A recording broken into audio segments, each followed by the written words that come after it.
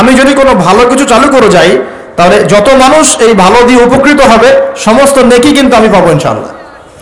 একই সাথে আমি যদি খারাপ কিছু চালু করে যাই, যত মানুষ এই খারাপের ইফেক্টেড হবে সব গুনাহ কিন্তু আমার কাঁধে আসবে। এটা বুঝেই আমাকে কাজ করা উচিত। আল্লাহ পাক আমাদেরকে তৌফিক দান করুন, বলি আমিন। রাসূলুল্লাহ সাল্লাল্লাহু আলাইহি ওয়াসাল্লামের একজন সাহাবী ছিলেন যার নাম উসাইদ রাদিয়াল্লাহু তাআলা আনহু, উসাইদ বিন হুযাইর রাদিয়াল্লাহু তাআলা আনহু। তিনি একদিন রাতের বেলা নামাজ পড়ছিলেন এবং নামাজের মধ্যে তিনি কোরআন তেলাওয়াত করছিলেন।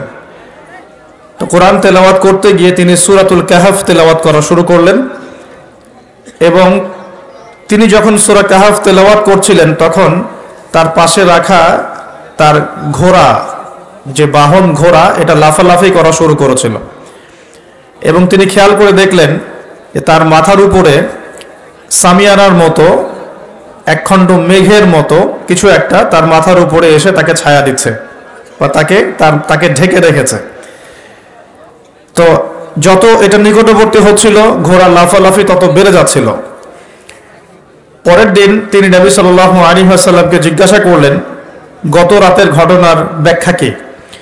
নবী করিম সাল্লাল্লাহু আলাইহি ওয়াসাল্লাম বললেন, সূরা কাহফ তেলাওয়াত করার ফলে তোমার উপরে আল্লাহ পাকের পক্ষ থেকে সাকিনা বা রহমত নাজিল হচ্ছিল। যদি তুমি সকাল পর্যন্ত এভাবেই থাকতে, তেলাওয়াত করতেই থাকতে, তাহলে দিনের বেলা মানুষ তাকে দেখতে পেত। আর এই সামিয়ানার খণ্ডের পেছনে কিন্তু আল্লাহ পাকের মনোনীত কিছু ফেরেশতা ছিলেন, বলি সুবহানাল্লাহ। সূরাতুল কাহফ তেলাওয়াত করার একটা ব্যাপক ফজিলত এই হাদিস থেকে আমরা বুঝতে পারছি। একই সাথে এই হাদিস থেকে একটা দলিল পাচ্ছি যে যেখানে কোরআন এবং সুন্নাহর আলোচনা হয় বা আমরা দিন কেন্দ্রিক কথাবার্তা বলি, আল্লাহর জিকিরে ডুবে যাই, এই জায়গাগুলো কিন্তু আল্লাহ পাকের ফেরেশতারা ঘিরে রাখেন, যদিও বা আমরা তাকে চোখে দেখতে পারি না। বর্তমান শিক্ষা দর্শন আমাদেরকে শেখায় যে যা আমরা চোখে দেখি না, যাকে পরীক্ষাগারে প্রমাণ করা যায় না, যাকে যুক্তি বিজ্ঞান দর্শন দিয়ে প্রমাণ করা যায় না, তার কোনো অস্তিত্ব নাই, এমনটা বর্তমান শিক্ষা ব্যবস্থা আমাদেরকে শেখায়। জ্ঞান সেটাই যা মানুষ পরীক্ষা নিরীক্ষা, যুক্তি বিজ্ঞান বা দর্শনের মানদণ্ডে লাভ করে, সেটাই জ্ঞান। আর আল্লাহ পাক কোরআনুল কারীমে বলছেন সূরা কাহফের 29 নম্বর আয়াতে, ওয়াকুলিল হাক্কু মির রাব্বিকুম ফামান শাআ ফালইউমিন ওয়া মান শাআ ফালইয়াকফুর। আল্লাহ পাক বলছেন সত্য বা ন্যায় বা চূড়ান্ত জ্ঞান সেটা আল্লাহর পক্ষ থেকে আসে। যার ইচ্ছা হয় বিশ্বাস করুক, যার ইচ্ছা হয় অস্বীকার করুক। আল্লাহ রাব্বুল আলামিন বলছেন কোরআন হচ্ছে সত্যিকারের জ্ঞানের উৎস, যা আল্লাহ পাকের পক্ষ থেকে আসে। আল্লাহ পাক সূরা আলাকের মধ্যে বলেছেন আল্লামাল ইনসান মা লাম ইয়ালাম। আল্লাহ পাক মানুষকে সেই জ্ঞান শিক্ষা দিয়েছেন যে জ্ঞান মানুষ জানতো না। তার মানে মানুষ সৃষ্টিগতভাবে জ্ঞানী ছিল না, আল্লাহ পাক তাকে জ্ঞানী করেছেন। আল্লাহ পাক সূরা বাকারার মধ্যে বলেছেন ওয়া আল্লামাল আদামা আসমাআ কুল্লাহা। তিনি আদম আলাইহিস সালামকে সমস্ত নাম শিক্ষা দিয়েছেন। এখানে নাম সমান সমান জ্ঞান। নাম মানে শুধু আব্দুর রহমান আব্দুর রহিম নয়, নাম মানে এখানে কি জ্ঞান। আদম আলাইহিস সালামের নিজস্ব কোনো জ্ঞান ছিল না, আল্লাহ রাব্বুল আলামিন তাকে জ্ঞান শিখিয়েছেন। আল্লামাল ইনসান মা লাম ইয়ালাম, তিনি মানুষকে সেই জ্ঞান শিক্ষা দিয়েছেন যা মানুষ জানতো না। আল্লাহ পাক আদম আলাইহিস সালামকে এমন জ্ঞান শিক্ষা দিয়েছিলেন যেই জ্ঞান ফেরেশতাদেরও ছিল না। আল্লাহ পাক ফেরেশতাদেরকে বলছেন তোমরা এই নামগুলো বলে দাও। তারা বলছেন লা ইলমা লানা ইল্লা মা আল্লামতানা, আমাদের কোনো জ্ঞান নাই, অতটুকুই আছে যা আপনি শিখিয়েছেন, এর বাইরে আমরা জ্ঞানী নই, এর বাইরে আমাদের কোনো জ্ঞান নেই। পক্ষান্তরে আদম আলাইহিস সালামকে যখন জিজ্ঞাসা করা হচ্ছে তুমি নামগুলো বলে দাও, আদম আলাইহিস সালাম সমস্ত নাম বলে দিলেন, বলি সুবহানাল্লাহ। এরপরেই কিন্তু সেই ঘটনা যে আদম আলাইহিস সালামকে আল্লাহ পাক ফেরেশতাদেরকে দিয়ে সেজদা করালেন।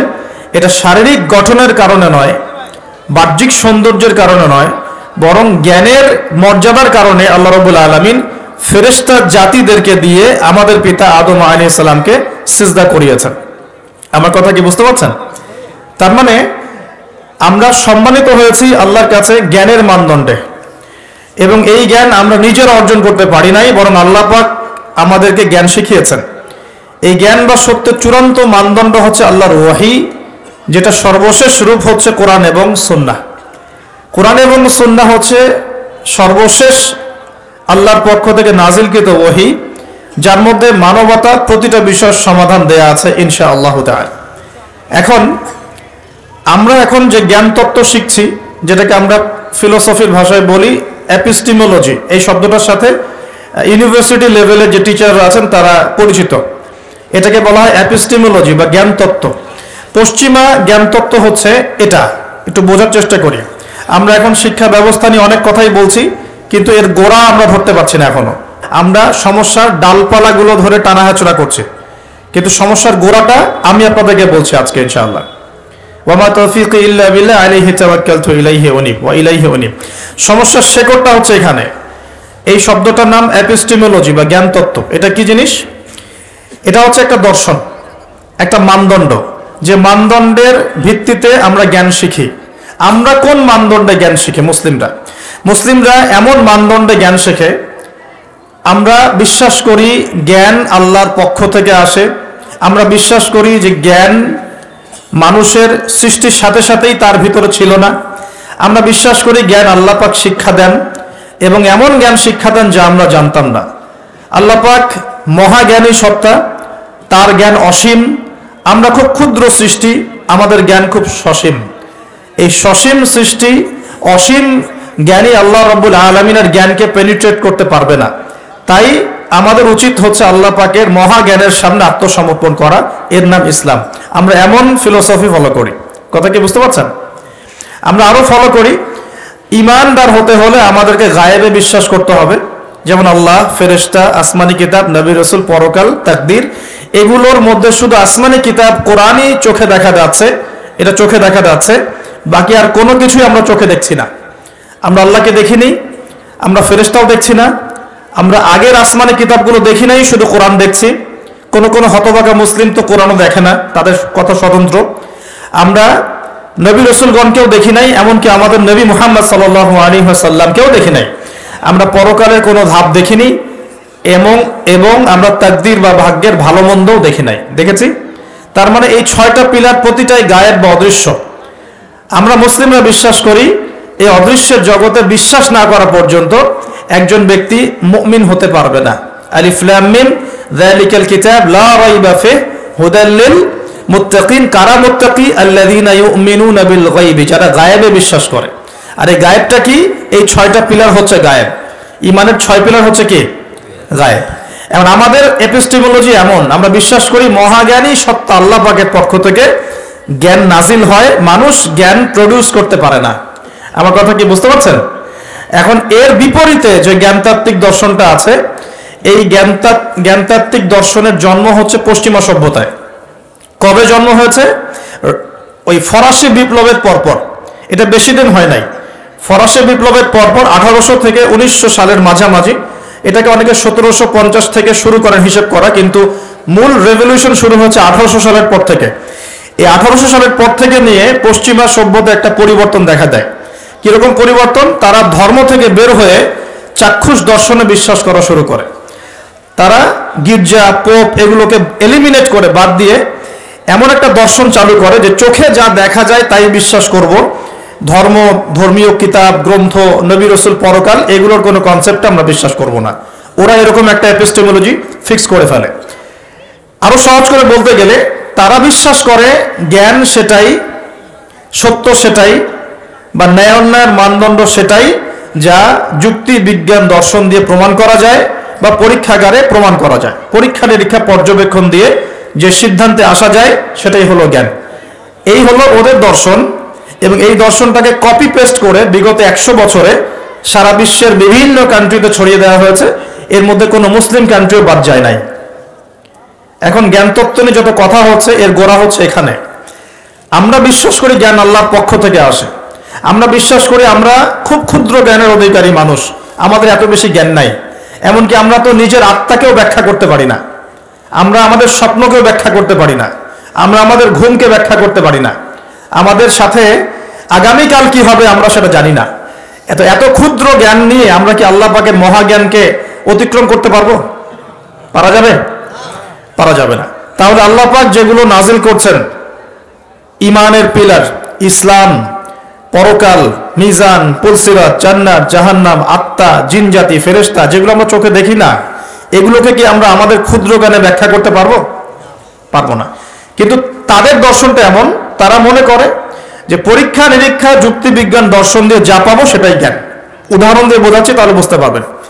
আমরা জিন জাতিকে বিশ্বাস করি, করি কিনা? করি কিনা? আমাদের সবার সাথে একটা করে জিন শয়তান আছে কি নাই? আছে। তবে এখনকার বিশ্বের বেশিরভাগ শয়তান কিন্তু পশ্চিমা সভ্যতায় থাকে। কথা কি বুঝতে পারছেন? আচ্ছা, তো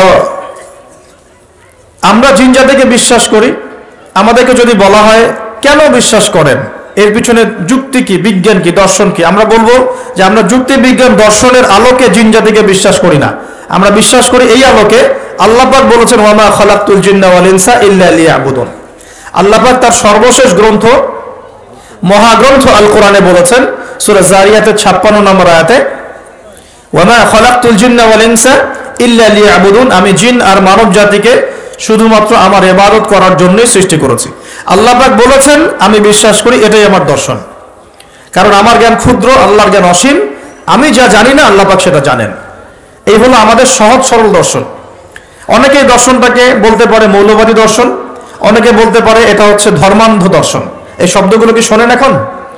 এই শব্দগুলো এই কারণেই বলা হয় যেহেতু আপনি বলছেন যে আমি আল্লাহর কথা চোখ বন্ধ করে বিশ্বাস করি, এই কারণে তারা আপনাকে বলবে আপনি ধর্মান্ধ। কথাটা কি বুঝতে পারছেন? আর আমরা কোরআন এবং হাদিস ঘাটাঘাটি করে দেখছি, এরকম ধর্মান্ধ না হতে পারলে আপনি মুসলিম হতে পারবেন না। কথা কি বুঝতে পারছেন? আল্লাহ পাক যা বলেছেন চোখ বন্ধ করে বিশ্বাস করার নাম ইসলাম। এখানে প্রশ্ন করলে আপনি কি হয়ে যাবেন? আপনি কিন্তু আল্লাহ দ্রোহী হয়ে যেতে পারেন। এখন পশ্চিমারা বলছে যে জিন জাতিকে তারা বিশ্বাস করে না। কেন বিশ্বাস করে না? কারণ জিনকে আপনি যুক্তি দিয়ে প্রমাণ করতে পারবেন না, বিজ্ঞান দিয়ে এখনো প্রমাণ করতে পারেন নাই, কোনো দর্শন দিয়ে প্রমাণ করতে পারছেন না।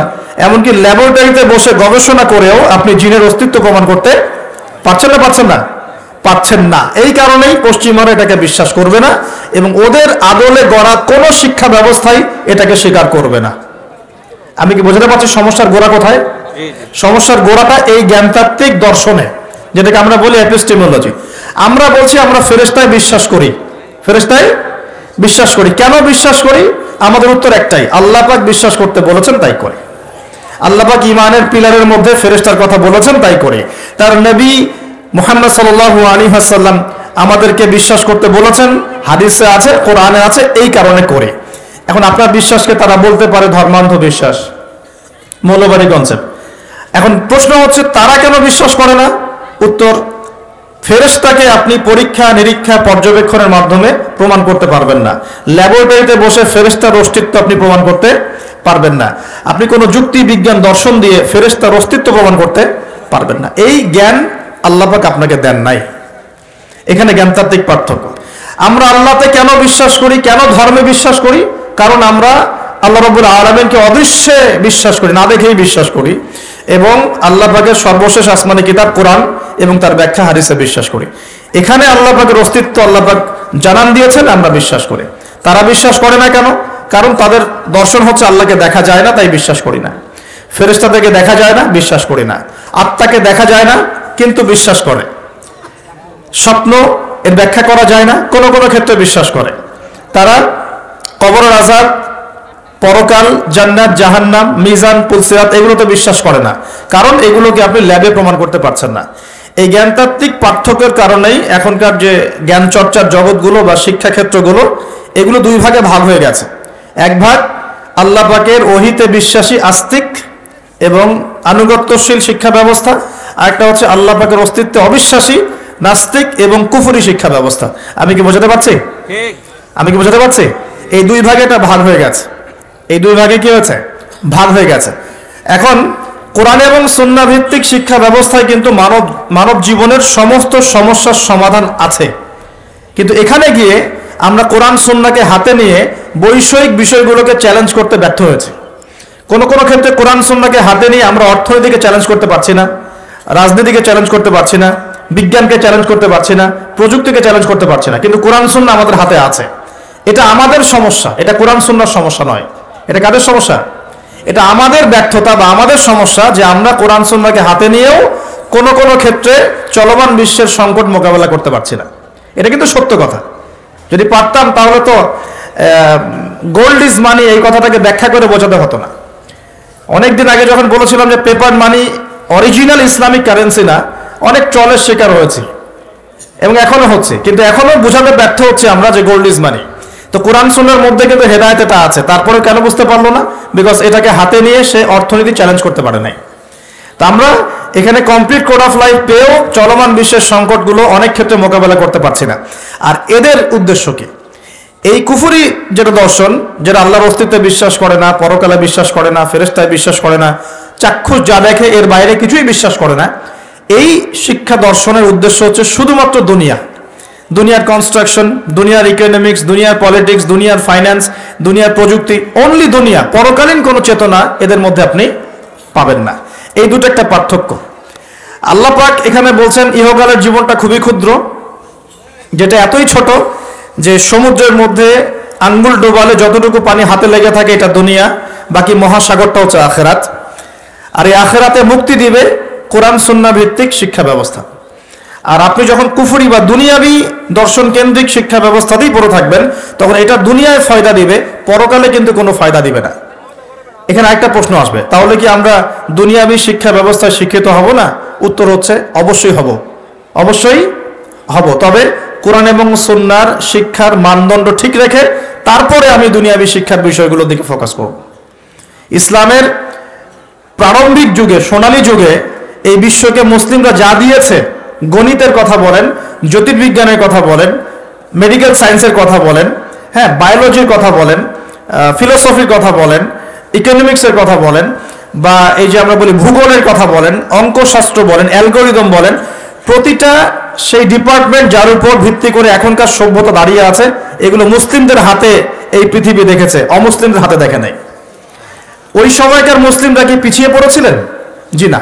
ওই সময়কার মুসলিমরা আমাদের চাইতে বেশি এগিয়েছিলেন। তারা কোরআন এবং সুন্নাহকে গবেষণা করে চলমান বিশ্বের সমস্ত সমস্যার সমাধান দিচ্ছিলেন।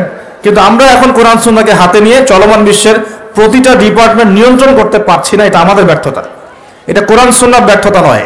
এখানে সলিউশনটা কি, এটা বলে আমি আগে সামনে যাব। এখানে মূল বিষয়টা হচ্ছে যে আল্লাহ রাব্বুল আলামিন আমাদেরকে সৃষ্টি করেছেন একটা বিশাল উদ্দেশ্য নিয়ে, সেটা হলো ওয়ামা খালাকতুল জিন্না ওয়াল ইনসা ইল্লা লিয়াবুদুন। আল্লাহ পাক আমাদেরকে সৃষ্টি করেছেন যাতে আমরা তার ইবাদত করি। ইবাদত করার জন্য আমাদের দরকার কিছু গাইডেন্স। এই গাইডেন্স আল্লাহ পাক দিয়েছেন কোরআনে এবং হাদিসে। প্রয়োজন একজন শিক্ষকের, মহান শিক্ষক দিয়েছেন মুহাম্মদ রাসূলুল্লাহ সাল্লাল্লাহু আলাইহি ওয়াসাল্লামকে, যাকে দেখে শিখতে হবে। আমরা তাকে দেখছি না, তার সাহাবীরা তাকে দেখেছেন, তার পরের জেনারেশন সাহাবীদেরকে দেখেছেন, তারপরের জেনারেশন তাবেঈদেরকে দেখেছেন। এভাবে আস্তে আস্তে আস্তে আস্তে এই জ্ঞানটা চলে আসছে। এখন আমরা ওলামায়ে কেরামকে দেখছি যারা কোরআন এবং সুন্নাহকে ব্যাখ্যা করছেন এবং এর আলোকে যুগ এবং জিজ্ঞাসার জবাব দেওয়ার চেষ্টা করছেন। এখন আমার সামনে কোরআন সুন্নাহ কিন্তু স্পষ্ট আছে, এবং কোরআন এবং সুন্নাহে শুধুমাত্র এক কেন্দ্রিক সমাধান দেয়া নাই, মানুষের জীবনের প্রতিটা ডিপার্টমেন্টের সমস্যার সমাধান এখানে দেয়া আছে।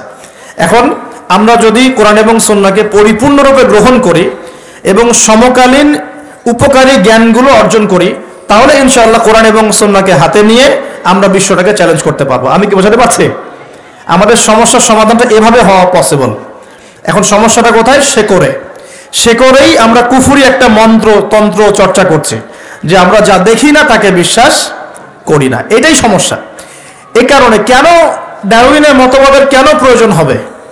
যখন মানুষ জানবে যে তাকে সৃষ্টি করেছেন মহান আল্লাহ রাব্বুল আলামিন, এর উপর সে বিশ্বাসী হবে, তখন কি তার এরকম কোনো মন্ত্রের দরকার আছে?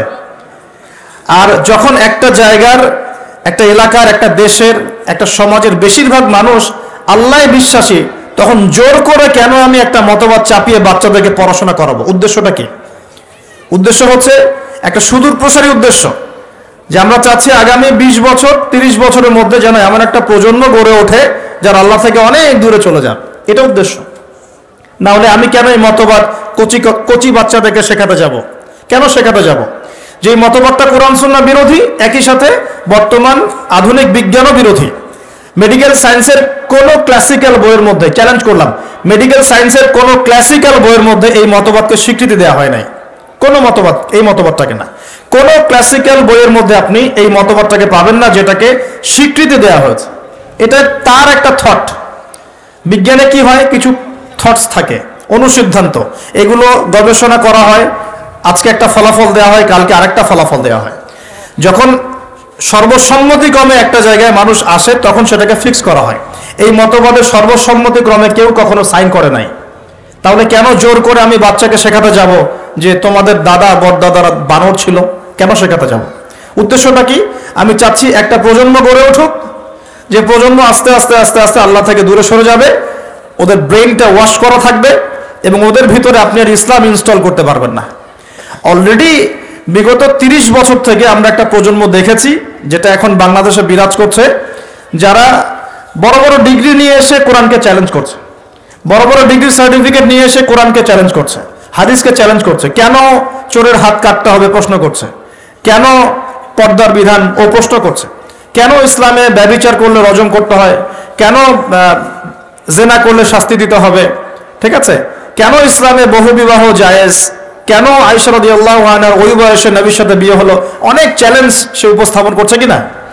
অলরেডি আমরা একটা প্রজন্ম গড়ে ফেলেছি, আমাদের অজান্তেই, আমাদের সাইলেন্সের মধ্যে একটা প্রজন্ম গড়ে উঠেছে অলরেডি, যারা কিন্তু এগুলোকে চ্যালেঞ্জ করছে। এবং এদের সংখ্যা কিন্তু 8-10 জন নয়, এদের সংখ্যা কিন্তু প্রায় 10 to 20%। জানেন, 10 to 20% স্টুডেন্টস এখন যারা ফারেগ হচ্ছে বিভিন্ন সেকুলার ইনস্টিটিউশন থেকে, তারা এগুলোকে চ্যালেঞ্জ করছে। ইসলাম পালন করছে কিভাবে? ইসলাম পালন করছে আনুষ্ঠানিকতা, ঈদের নামাজ, জুমার নামাজ, রমজান মাসে মাঝে মাঝে তারাবি, ঠিক আছে, মাঝে মাঝে ইসলাম, মাঝে মাঝে। তো এই যে একটা প্রজন্ম তৈরি করলাম, এটা কি পশ্চিমাদের বিজয় নয়? এটাই তো পশ্চিমাদের বিজয়।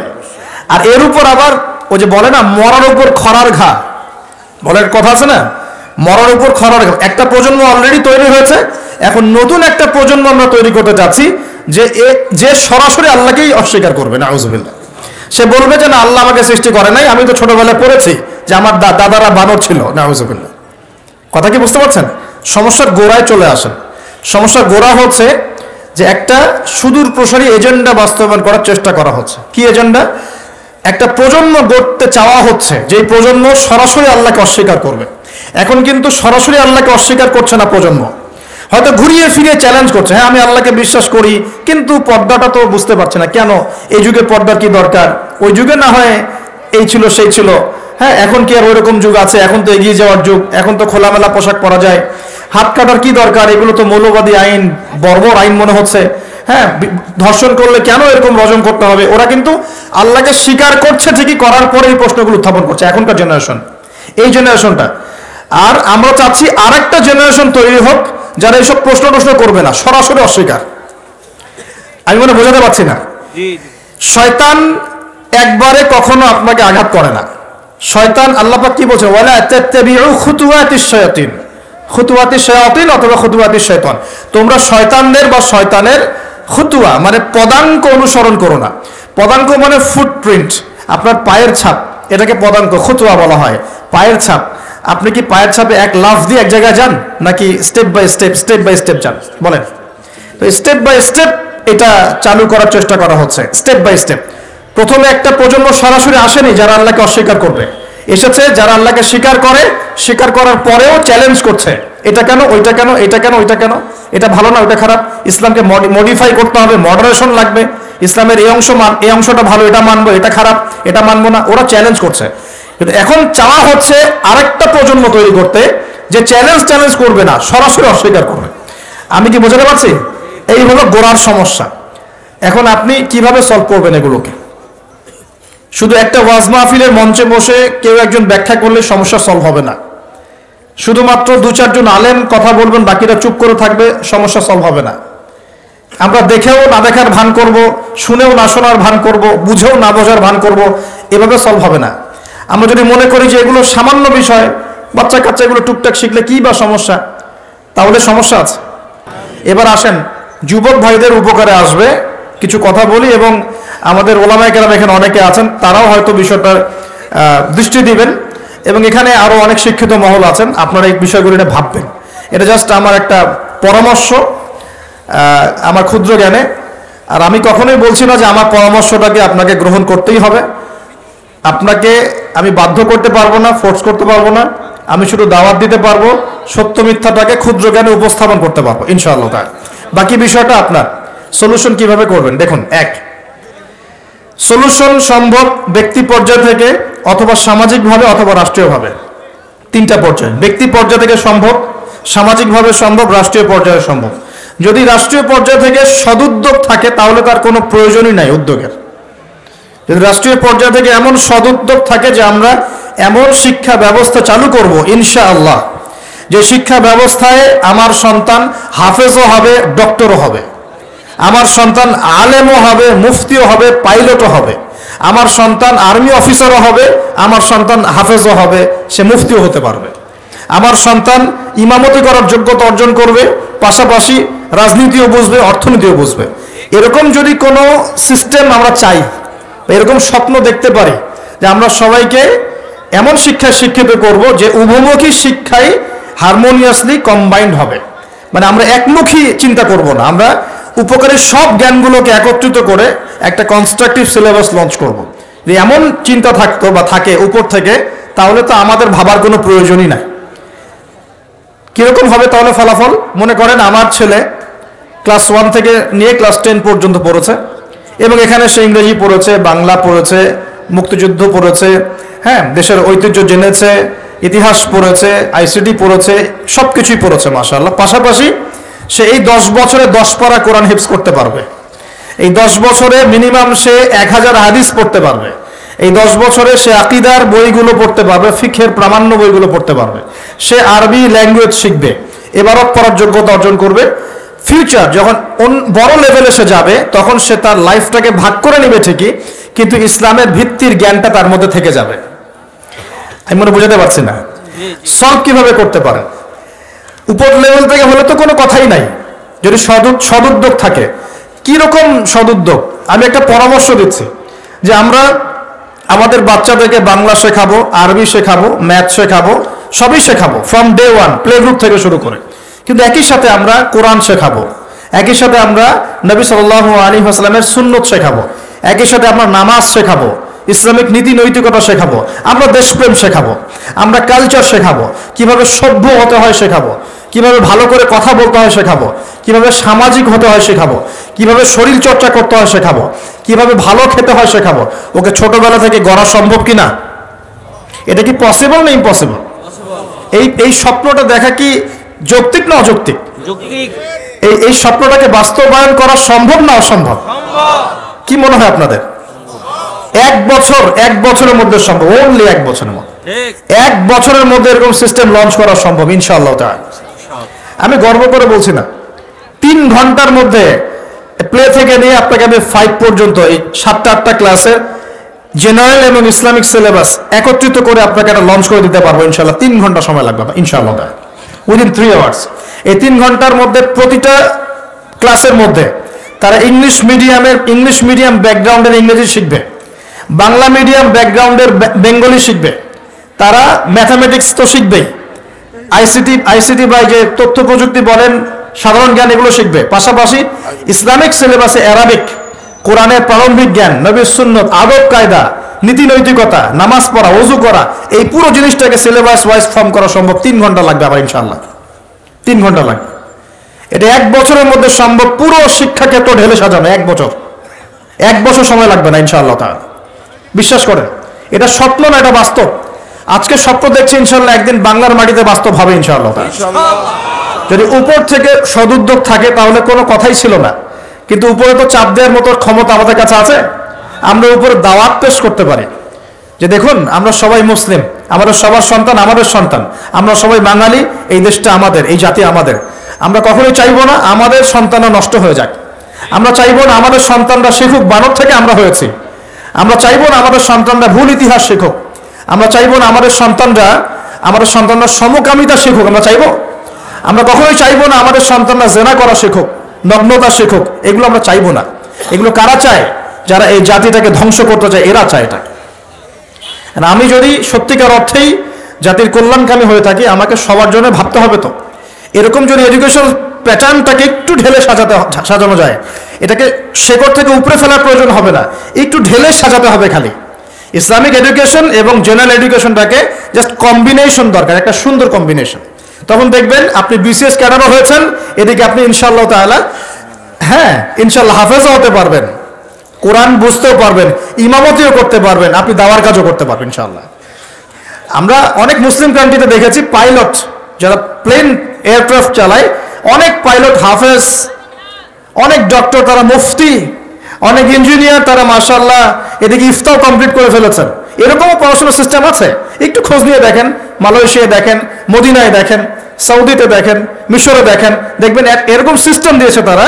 General education Islamic education combination করে এমন একটা প্রজন্ম দাঁড় করিয়েছে যে যারা জেনারেল শিক্ষিত মাশাআল্লাহ তারাও ইসলামের প্রতি সুধারণা রাখে, নামাজ পড়ে, কোরআন তেলাওয়াত করে, আর কিছু করুক না করুক দিন ইসলামের বেসিক জিনিস পালন করে।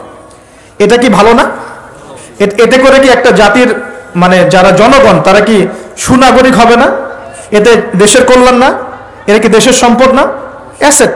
অনেক বিজ্ঞানী আছে মুসলিম কান্ট্রির মধ্যে যারা হাফেজে কোরআন, যারা হাদিসের মুহাদ্দিস, তারা ইফতা করেছেন, দাওরা দিয়েছেন, বড় বড় লেভেলে গিয়েছেন, পিএইচডি করেছেন, এমবিএ করেছেন, এদিকে এমফিল করেছেন, কিন্তু এদিকে আবার সায়েন্টিস্ট, এদিকে আবার মেডিকেল সায়েন্সে আছেন, এদিকে ইঞ্জিনিয়ারিং আছেন, এদিকে পাইলট, এদিকে আর্মি অফিসার, এরকম বহু মানুষ আছে। এটাই শিক্ষা। শিক্ষা কম্বিনেশন। আমরা এখন এটাকে টুকরা টুকরা করে বিভক্ত করে ফেলছি। কিরকম করে? যেমন করে আমরা মুসলিম উম্মাহকে এখন দলে দলে ভাগ করেছি, এইভাবে, ঠিক এইভাবেই আমরা শিক্ষাটাকে বিভক্ত করে রেখে দিয়েছি। একটা লেভেলে যাওয়ার পরে মানুষ তার ক্ষেত্র বেছে নিবে, সেটা আলাদা। সেটা কমসে কম অনার্স লেভেলের পরে গিয়ে তারপরে আপনি ডিফারেন্ট সেক্টর চালু করতে পারেন। যে আমি অনার্স পর্যন্ত এগুলো কম্বিনেশনে পড়েছি, এখন আমি পিএইচডি করছি ইকোনমিক্সে, এখন পিএইচডি করছি আমি পলিটিক্যাল সায়েন্সে, ইন্টারন্যাশনাল রিলেশনশিপসে, আমি ইত্যাদি ইত্যাদি। এটা সম্ভব। যদি এখন প্রশ্ন ওঠে যে উপর থেকে তো কোনো উদ্যোগ যদি না থাকে তাহলে আপনি কি করবেন? এভাবেই ছেড়ে দিবেন আপনার প্রজন্মকে? তাহলে দ্বিতীয় ক্ষেত্রটা হচ্ছে সামাজিকভাবে কিছু উদ্যোগ নিতে হবে। সামাজিকভাবে উদ্যোগ কেমন? দুটো অপশন হতে পারে আমার পরামর্শ। এক, যে ইনস্টিটিউশনগুলো আমরা করেছি, অনেক মাদ্রাসা করেছেন আলহামদুলিল্লাহ, অনেক স্কুল করছেন কিনা? মাদ্রাসা করছেন, স্কুল করছেন, কেউ কলেজ করছেন, কেউ মক্তব চালু করছেন, অনেকভাবে আপনারা কাজ করার চেষ্টা করছেন, ঠিক আছে। যেগুলো গড়ে তুলেছেন অলরেডি, এগুলোর মধ্যে সিলেবাসে পরিবর্তন নিয়ে আসার চেষ্টা করুন। সিলেবাসে কম্বাইন্ড এডুকেশন নিয়ে আসার চেষ্টা করুন। এখানে জেনারেলকে বাদ দিয়ে শুধু ইসলামিক পড়লেও যেমন বিশ্বকে চ্যালেঞ্জ করা যাচ্ছে না, একইভাবে শুধুমাত্র ইসলামিকটা পড়ে জেনারেলটাকে আলাদা করে ফেললেও কিন্তু আমাদেরকে বিশ্ববাসী মূল্যায়ন করছে না। কথা কি বুঝতে পারছেন? দুটোর মধ্যে সমন্বয় দরকার। আর এই সমন্বয় করলে আমরা কিন্তু ফাসেক হয়ে যাব না। অঙ্ক কোনো অনইসলামিক সাবজেক্ট নয়, ইংরেজি কোনো অনইসলামিক সাবজেক্ট নয়, বিজ্ঞান কোনো অনইসলামিক সাবজেক্ট নয়, চিকিৎসা শাস্ত্র কোনো অনইসলামিক সাবজেক্ট নয়, ইঞ্জিনিয়ারিং কোনো অনইসলামিক সাবজেক্ট নয়। এই জ্ঞানগুলো কি আমরাই প্রডিউস করেছি, না এই জ্ঞান আল্লাহ আমাদেরকে দিয়েছিলেন? বলেন তো। আপনি যদি কোরআন পড়লে দেখবেন কোরআনকে 3 ভাগে ভাগ করতে পারবেন, যার একটা বড় অংশে থাকবে হিস্ট্রি বা ইতিহাস। তাহলে ইতিহাস শাস্ত্র কি জায়েজ না জায়েজ? হিস্ট্রি জানা কি খারাপ না ভালো? বিশ্বের ভূ রাজনৈতিক প্রেক্ষাপট জানবো, এটা কি জায়েজ না জায়েজ? আমি যদি না জানি পুরো বিশ্বে কি চলছে, আমি কেমন করে ইসলামকে নিয়ে আগাবো বলেন? অর্থনীতি একটা জায়েজ সাবজেক্ট না জায়েজ সাবজেক্ট? ইকোনমিক্স যদি আমি না বুঝি তাহলে আমি ব্যাংকিং সিস্টেম, ফাইন্যান্স কেমন করে লঞ্চ করব, কিভাবে আমি এটাকে ডিল করব? এখানে একটা শুরু থেকে সমস্যা হয়ে আসছে। আমরা দুটোকে একত্রিত করতে ব্যর্থ হয়েছি। তাহলে যে প্রতিষ্ঠানগুলো আছে এগুলোকে যদি আমরা একটু সিলেবাসে কিছুটা পরিবর্তন আনার চেষ্টা করি, আমার মনে হয় আগামী 5 থেকে 10 বছরের মধ্যে আপনি একটা প্রজন্ম তৈরি করতে পারবেন যারা বলবে না যে মানব থেকে আমি হয়েছি, যারা বলবে আমরা আল্লাহ থেকে হয়েছি ইনশাআল্লাহ, আমরা আল্লাহ থেকে এসেছি, আল্লাহ ফিরে যাবো ইনশাআল্লাহ। আল্লাহ আমাদেরকে সৃষ্টি করেছেন, আমরা তার কাছেই ফিরে যাবো ইনশাআল্লাহ। ইন্না লিল্লাহ ওয়া ইন্না ইলাইহি রাজিউন। তারা যত বড় সেকশনে যাক না কেন, তারা কোরআন সুন্নাহর জ্ঞান ভিতরে লালন করবে, আমল করবে, সুনাগরিক হবে ইনশাআল্লাহ। এটা একটা অপশন। আর একটা অপশন, এখন যদি প্রতিষ্ঠানের পরিচালকরা এটাতে রাজি না হন, সামাজিক সাপোর্টটাও না পান, তাহলে কি করবেন? তাহলে অপশন হচ্ছে যারা সামর্থ্যবান, শোনেন, যারা সামর্থ্যবান, যাদের যোগ্যতা আছে, যারা বিষয়গুলো বোঝেন, ভাবেন, এবং যারা চান না যে আমাদের প্রজন্মগুলো ধ্বংস হয়ে যাক, নতুন নতুন শিক্ষা প্রতিষ্ঠান গড়ে তোলেন, নতুন নতুন মাদ্রাসা গড়ে তোলেন, নতুন নতুন স্কুল গড়ে তোলেন, নতুন নতুন কলেজ গড়ে তোলেন, এমন কিছু করেন নতুন গড়ে তোলার পরে এগুলোর মধ্যে আপনি কম্বাইন্ড এডুকেশন চালু করে দেন। আগামী 10 থেকে 20 বছর পর একটা ভালো ফলাফল পাবেন ইনশাআল্লাহ তাআলা।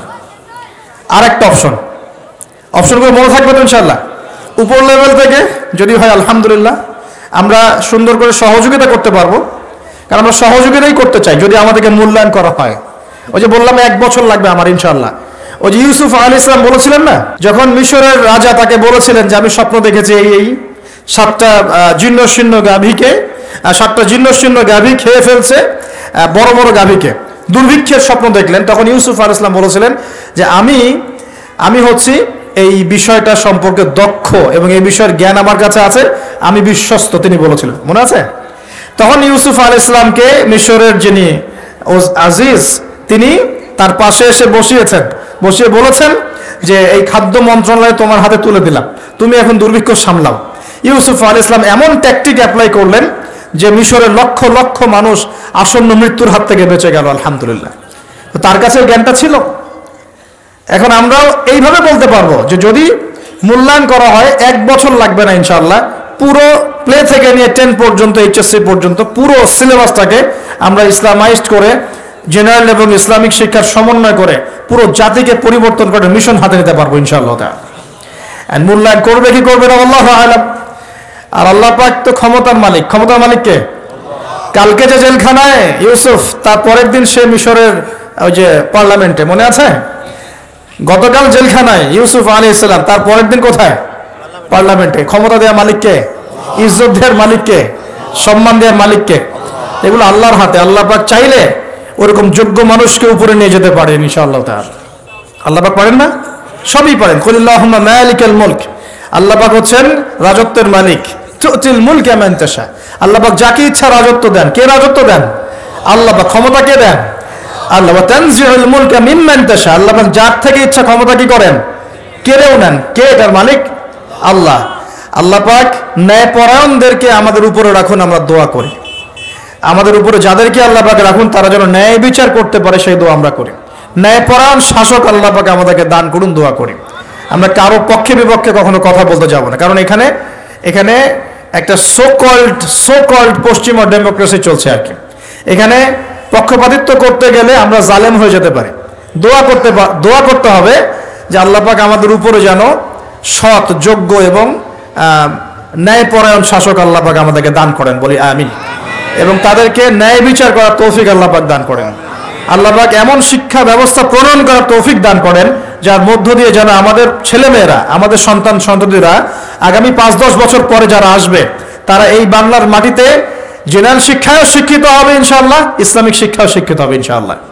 তারা মসজিদের ইমামও হবে, অর্থনীতির বিষয়ে বুঝবে, তারা ডক্টরও হবে, হাফেজও হবে, তারা ইঞ্জিনিয়ারও হবে ইনশাআল্লাহ। এদিকে দেখবেন সে দিনের বেসিক জ্ঞান অর্জন করে মোটামুটি মিশকাত দাওরা পর্যন্ত পড়ে ফেলেছে ইনশাআল্লাহ। তার সম্ভব, এটা অসম্ভব কিচ্ছু না।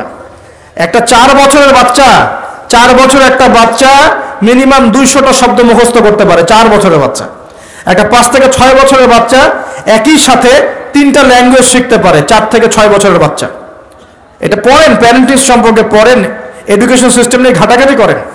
বড় বড় কান্ট্রিগুলোর দিকে তাকান, আচ্ছা সেকুলার কান্ট্রির দিকেই তাকান, ব্রিটেনের দিকে তাকান, কানাডার দিকে তাকান, আপনি অস্ট্রেলিয়ার দিকে তাকান, ঠিক আছে, মিডল ইস্টের কান্ট্রিগুলোর দিকে তাকান, দেখেন ওরা শিক্ষা ব্যবস্থাকে কিভাবে ঢেলে সাজাইছে। ওরা শুধু একমুখী শিক্ষা চাচ্ছে না। উত্তর কোরিয়ার নাম শুনেছেন কিনা? আচ্ছা চায়নার কথা বলি, উত্তর কোরিয়া পরে। চাইনিজদের মধ্যে কি কোরআন আছে? তাহলে সারা বিশ্বের ব্যবসা এবং টেকনোলজি, প্রযুক্তি, হ্যাঁ, এই যে ইলেকট্রনিক ডিভাইসগুলো সবকিছু ওদের নিয়ন্ত্রণে কেমন করে? পরিশ্রম। কারণটা কি? পরিশ্রম, জ্ঞান, ওই সেকশনে তারা যোগ্যতা অর্জন করেছে। এখন যদি চায়নার মানুষরা আল্লাহ কবুল করে, যদি চায়নার মানুষরা দেখা যায় যে আগামী 10-20 বছর পর এরা বেশিরভাগই মুসলিম হয়ে গেল, কথার কথা, তাহলে ওদের ওই জ্ঞানটা, বৈষয়িক সেই জ্ঞানটা আর ইসলামিক এই ইমান যখন একত্রিত হবে, ওরা শক্তিশালী হবে না? ওরা কিন্তু তখন বেশি শক্তিশালী হবে। কথা কি বুঝতে পারছেন? মনে করেন উত্তর কোরিয়া, ওরা এখন খালি পারমাণবিক মিসাইল বানায়, খেয়াল করছেন কি? ওটা দিয়ে আমেরিকাকে ভয় দেখায়। তো আল্লাহ যদি কবুল করেন, ওরা যদি বেশিরভাগ মানুষ আগামী 20 বছর পর মুসলিম হয়ে যায়, ওরা শক্তিশালী হবে না আমরা?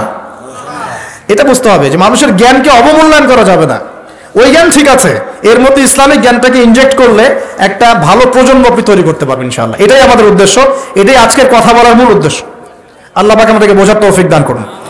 ইসলামিক জ্ঞানটাকে সর্ব জায়গায় সর্বমহলে ইনজেক্ট করার চেষ্টা করতে হবে। আল্লাহ পাক আমাদের সবাইকে এই কথাগুলো বোঝার তৌফিক দান করুন। এবং এতে কোনো ক্ষতি নাই, এতে আমাদের লাভ, আমাদের পরিবারের লাভ, আমাদের সন্তানদের লাভ, এবং পরের প্রজন্ম যেটা আসবে ওরা আমাদের জন্য দোয়া করবে ইনশাআল্লাহ। বলবে যে আল্লাহর সৌভাগ্য যে আমরা আমাদের উপরে এমন মানুষদেরকে পেয়েছিলাম যারা ইসলামকে ধ্বংস করে নাই, ইসলামের বিজয়ে অগ্রণী ভূমিকা পালন করেছে আলহামদুলিল্লাহ। অন্যথায় কি হবে? অন্যথায় দেখেন কি হয়। আমরা এখন পেপার পত্রিকা খুললে, একটু মনোযোগ দেন, পেপার পত্রিকা খুললে আমরা কি দেখি? আমরা দেখি 10টা ধর্ষণ, 20টা রেপ, এখানে অমুক অ্যাক্সিডেন্ট হয়েছে, ওখানে 10 জন মারা গেছে, ওখানে 20 জন। আমরা অনেক ব্যাড নিউজ দেখি, এবং নিউজগুলো দেখে দেখে কিন্তু আমাদের মধ্যে এখন আর খুব একটা ভাবান্তর দেখা যায় না।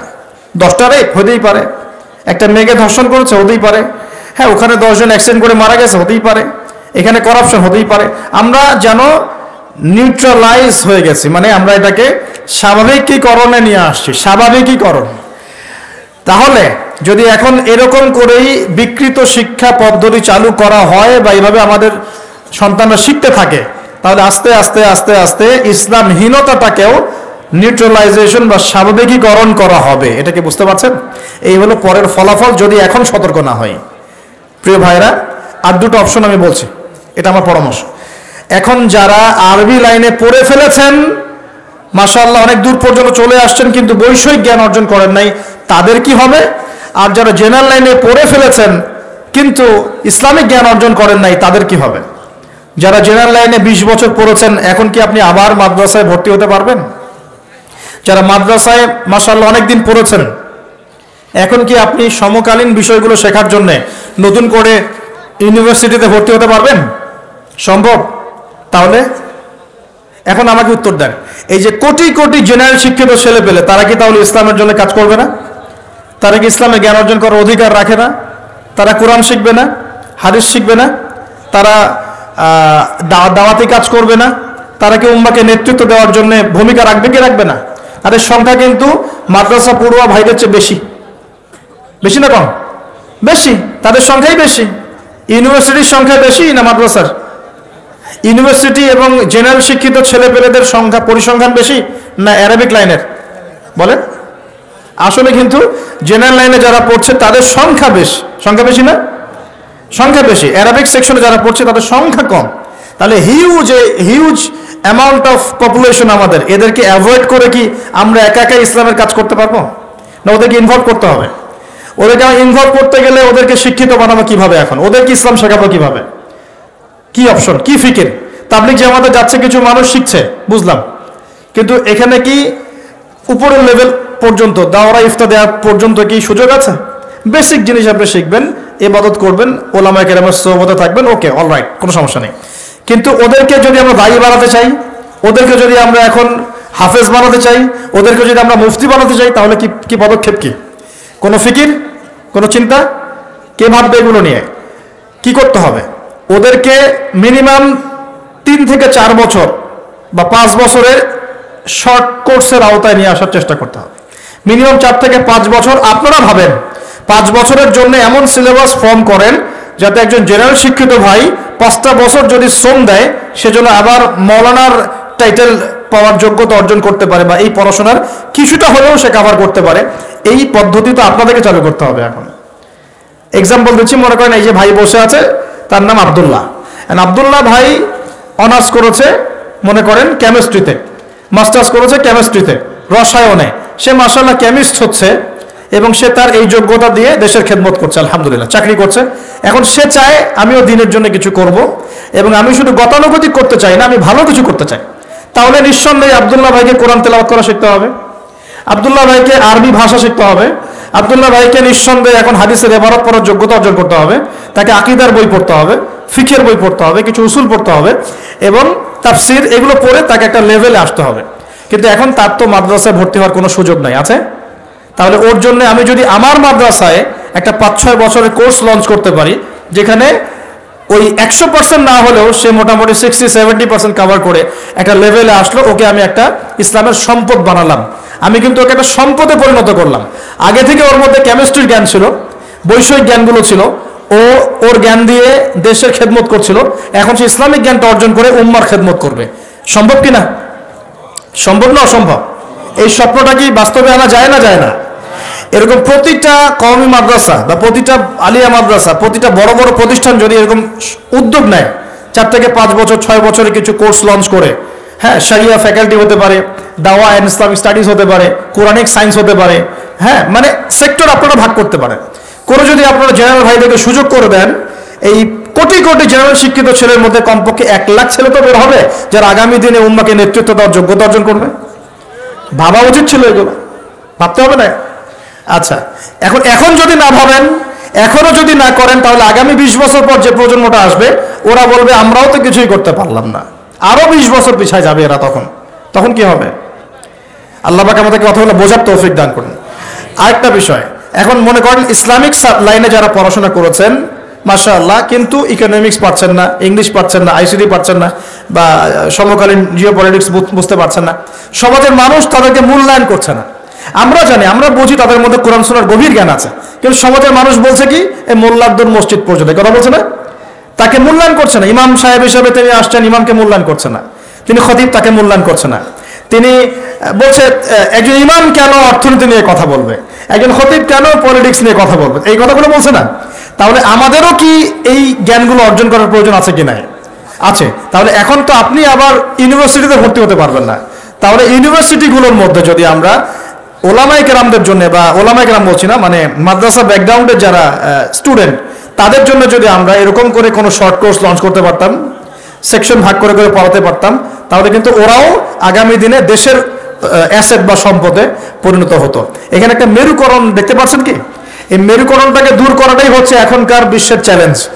এই মেরুকরণ শিক্ষার, এই জ্ঞানতাত্ত্বিক এপিস্টেমোলজিক্যাল মেরুকরণ দূর করাটাই আগামীর বাংলাদেশের চ্যালেঞ্জ হবে। এই চ্যালেঞ্জ মোকাবেলা করার জন্য আমাদের জাতি প্রস্তুত আছে কি? আমরা প্রস্তুত আছি?